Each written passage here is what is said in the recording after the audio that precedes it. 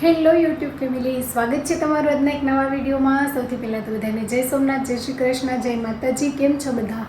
તો આજે હું તમારા માટે એક મસ્ત મજાનો વિડીયો લઈને આવી છું। તો મિત્રો, સાતમ આઠમ પણ નજીક આવે છે, તો આપણે હવે સાતમ આઠમને લગતી રેસીપી બનાવીશું। આજે આપણે બનાવીશું ખસ્તા પૂરી। તો તમે વિડીયોને સ્કીપ કર્યા વગર એન્ડ સુધી જરૂરથી જોજો। ચેનલમાં નવા હોય તો ચેનલને લાઈક, શેર અને સબસ્ક્રાઈબ કરજો। બાજુમાં રહેલા બેલ આઇકોનને જરૂરથી ઓન કરજો, જેથી વિડીયોની નવી નવી નોટિફિકેશન તમારા સુધી જલ્દીથી પહોંચતી રહે।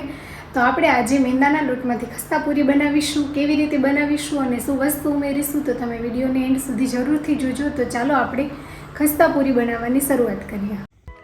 તો આપણે ફરસી પૂરી બનાવવા માટે સામગ્રીમાં મેંદો લીધો છે, જીરું છે, મરીનો ભૂકો છે, મીઠું છે અને 2 ચમચી રવો છે, ઘી છે અને આપણે મોણમાં થોડું તેલ પણ એડ કરીશું। તો ચાલો આપણે ફરસી પૂરી બનાવવાની શરૂઆત કરીએ।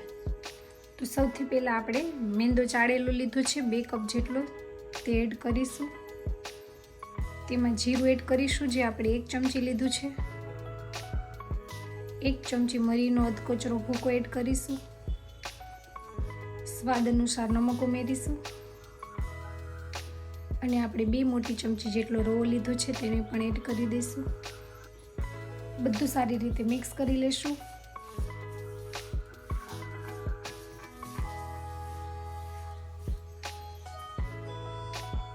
હવે આપણે ઘીનું મોણ આપીશું।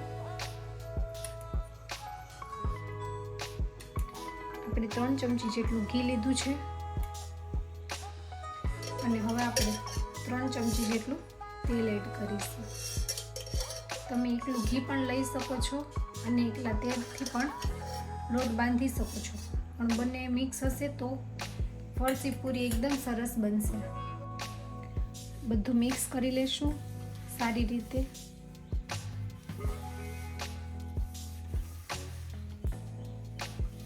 એક સરખું મોણ આપી દઈએ લોટમાં।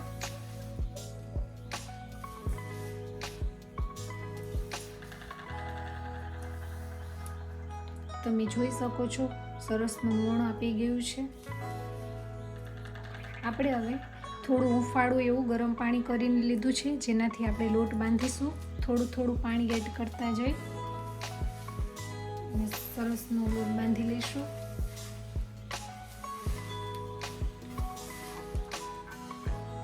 આપણે પાણી થોડું થોડું એડ કરવાનું છે, નહીંતર લોટ ઢીલો થઈ જશે।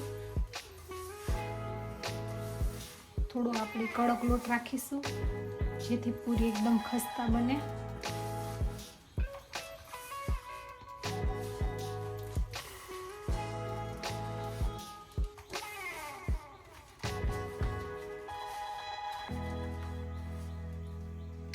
તો આપણો ડો રેડી થઈ ગયો છે, તેને આપણે ઢાંકી અને 10 મિનિટ માટે રેસ્ટ આપીશું। તો લોટને આપણે રેસ્ટ આપીએ છીએ ત્યાં સુધી આપણે એક સ્લરી તૈયાર કરી લઈશું। માટે આપણે જે ઘી બચેલું છે તેનો અડધો આપણે મેંદાનો લોટ એડ કરી અને તેને સારી રીતે મિક્સ કરી લઈશું, જેથી આપણે રોટલીના પડ ઉપર ચોંટાડવાથી આપણે સારી રીતે હલાવી લઈશું।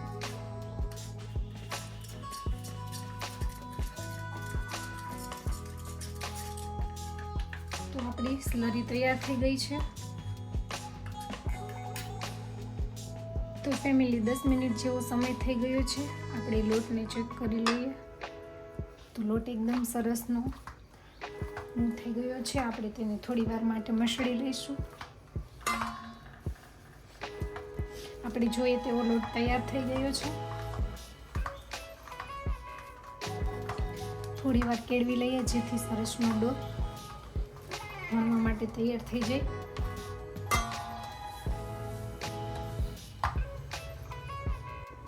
હવે આપણે લોટના નાની સાઈઝના લુવા બનાવી લઈશું, રોટલીના વણવાના માપના। તો આપણે લોટમાંથી બધા લુવા તૈયાર કરી લીધા છે। ચાલો આપણે તેને વણી લઈએ। તો આપણે લોટને પટામણ લઈ અને રોટલી વણી લઈશું।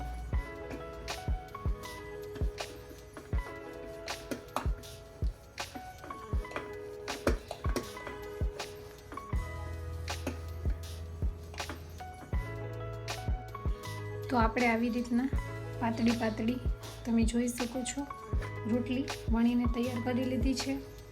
મસાલાનો દેખાવ કેવો સરસ આવે છે. તો આપણે તેને ડીશમાં રાખી દઈશું અને આવી રીતે બધી રોટલીને વણી અને તૈયાર કરી લઈશું.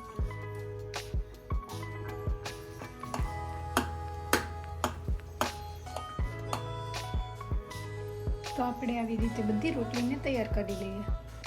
તો આપણે બધી રોટલી વણીને તૈયાર કરી લીધી છે. ચાલો તેને આપણે કડછી પૂરીને હવે આપણી રોટલી ઉપર જે મેંદાના લોટ અને ઘીની સ્લરી બનાવી છે તે લગાવી દઈશું.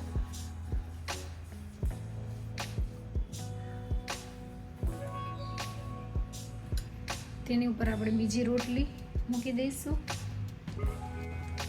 આપણે બીજી રોટલી ઉપર પણ મેંદાના લોટની અને ઘીની સ્લરી લગાવી દઈશું. તેના ઉપર આપણે ત્રીજી રોટલી મૂકી દઈશું.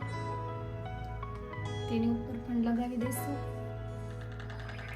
આવી રીતે આપણે બધી રોટલી ઉપર મૂકી અને રોલ તૈયાર કરવાનો છે. તો આપણે બધી રોટલી મૂકી ઉપર ઘી ને લોટનું લેયર કરી અને આપણે હવે તેનો રોલ વાળી દઈશું. આપણે પ્રેસ કરતા જવાનું છે અને રોલ વાળતા જવાનું છે.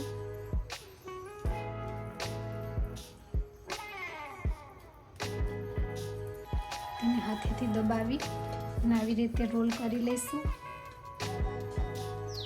તો આપણે રોલની સાઈડમાંથી વધારાનો ભાગને કટ કરી નાખીશું બંને બાજુથી, જેથી એક સરખો શેપ આવી જાય.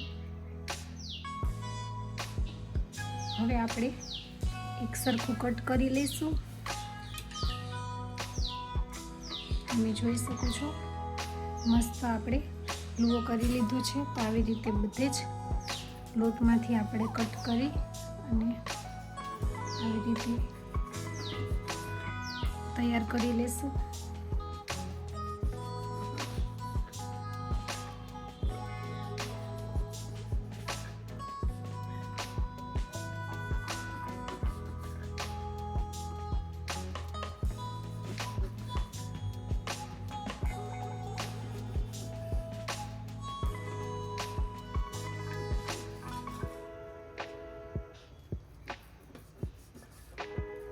તો આપણે સમાન માત્રામાં બધા લુવા તૈયાર કરી લીધા છે. હવે આપણે આવી રીતે પેસ્ટ કરી થોડો લોટ લગાડી અને આપણે બંને સાઈડ બે વખત વેલણાથી આવી રીતે પૂરી તૈયાર કરી લઈશું. તો આવી રીતે આપણે બીજી પૂરીને પણ વણીને તૈયાર કરી લઈએ. આપણે હળવા હાથે કરીશું.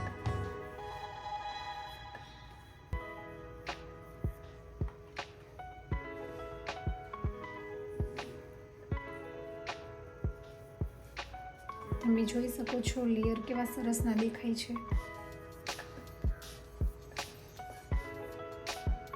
તમને નજીકથી બતાવું તો આપણે આવી રીતે પૂરી વણીને તૈયાર કરી લઈએ. તો આપણે બધી પૂરી વણીને તૈયાર કરી લીધી છે. ચાલો તેલ આવે પછી આપણે તેને તળી લઈએ. આપણે થોડો લોટ નાખી અને ચેક કરી લઈશું તેલ આવી ગયું છે કે નહીં. તો તેલ આવી ગયું છે પૂરી તળવા માટેનું. તો ચાલો હવે આપણે પૂરીને ફ્રાય કરી લઈએ. આપણે એક એક પૂરી એડ કરતા જઈશું અને આપણે મીડિયમ ફ્લેમ ઉપર પૂરીને તળીશું, જેથી તે અંદર સુધી કાચી ન રહે અને ક્રિસ્પી બને. પૂરીને પલટાવી લઈશું.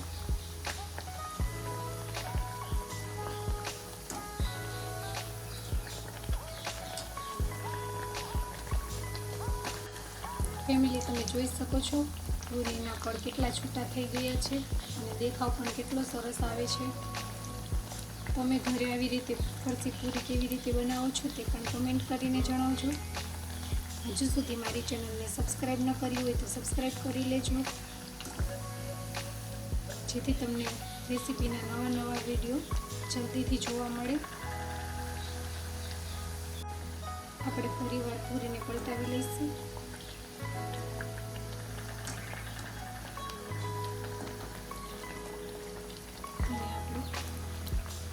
આછા ગુલાબી રંગની તળવાની છે.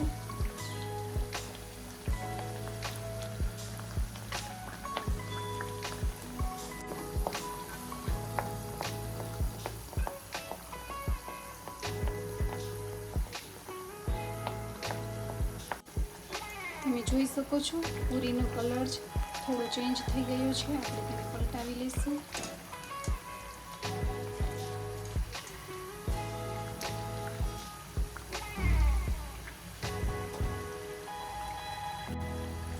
તો સરસ મજાની પૂરી તૈયાર થઈ ગઈ છે. આપણે તેને કાઢી લઈશું અને પડ પણ એકદમ છૂટા થઈ ગયા છે.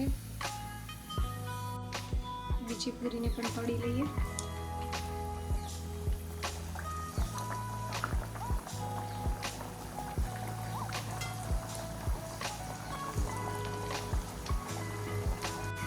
પૂરી ઉપર આવી ગઈ છે, તેને પલટાવી લઈશું.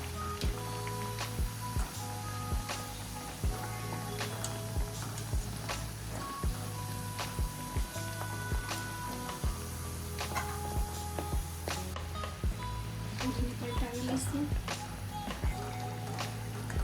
તો આવી રીતે આપણે બધી પૂરીને તળી અને તૈયાર કરી લઈએ.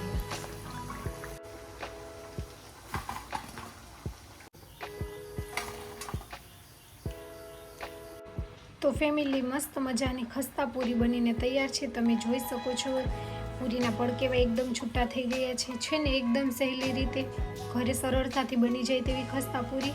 તો ચાલો આપણે તેને સર્વ કરીએ.